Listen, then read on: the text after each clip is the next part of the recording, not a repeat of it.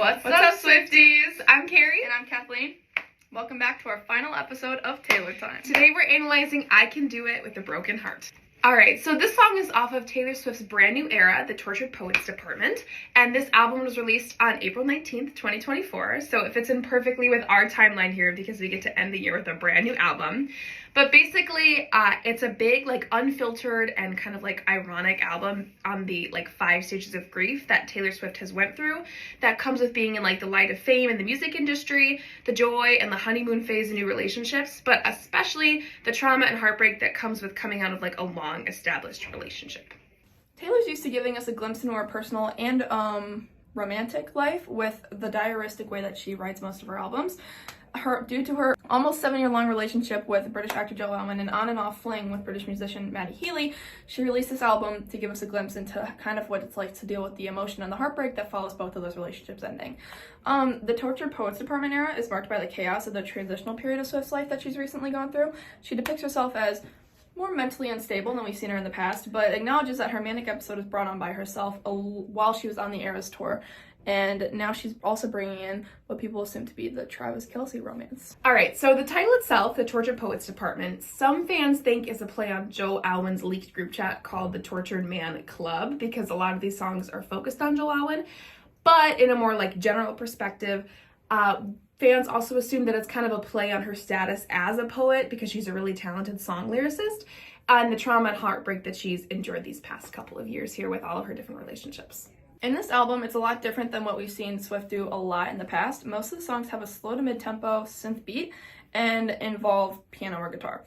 More dynamic songs like I Can Do It With a Broken Heart or Florida featuring Florence and the Machine, provide a sort of needed change of pace with the album's promising subjects of heartbreak. Also on the album itself, it's really cool. Sometimes her delivery comes off as a bit of a poetry slam moment where she's not fully singing. It's more like a talk singing mixture that she sometimes refers to.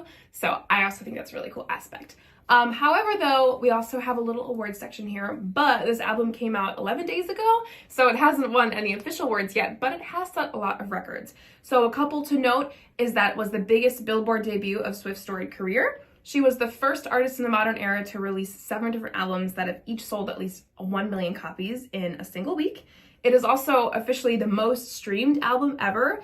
All 31 tracks in the album have been played over 891.37 million times so far.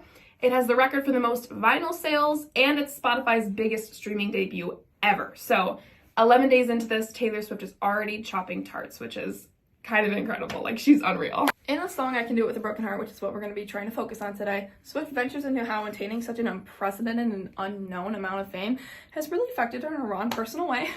And I Can Do It With a Broken Heart, she admits in a pretty great melody that even though she feels depressed, she's working through that depression and copes with it by overworking herself, as her friends are asking for more and more and more of her all the time as her fame grows. Mm-hmm. And I Can Do It With a Broken Heart, Taylor sings about the difficulty of having to perform the Eras tour while experiencing the most heartbreaking time of her life.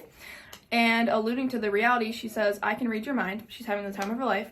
There in her glittering prime, which she's in right now, the lights refract sequin stars off her silhouette every night. I can show you lies. Which is basically Taylor just every night going tour after tour after tour, nonstop, never taking a break for herself, but giving her all to her fans. And then she makes a reference to the split she experienced on tour with Joe Alwyn. In contrast with the dark lyrics, the song is an upbeat sing-song anthem, playing it to the fact that Taylor was emotionally damaged while singing on stage. So my favorite lyric of the song, I'm sure you've heard it on TikTok, but it's, I cry a lot, but I'm so productive, it's an art. And I actually saw a TikTok that was this is a really good yearbook quote, so that is what I'm doing next year. And this is not a deep way that I relate to this, but basically, it is me. This quote is me. Life as a girl, her junior year of high school, it's not always sunshine and rainbows, but we get stuff done. So I heavily relate to that lyric. My favorite lyric from the song is probably, because I'm a real tough kid, I can handle they said, baby, you gotta fake it till you make it, and I did.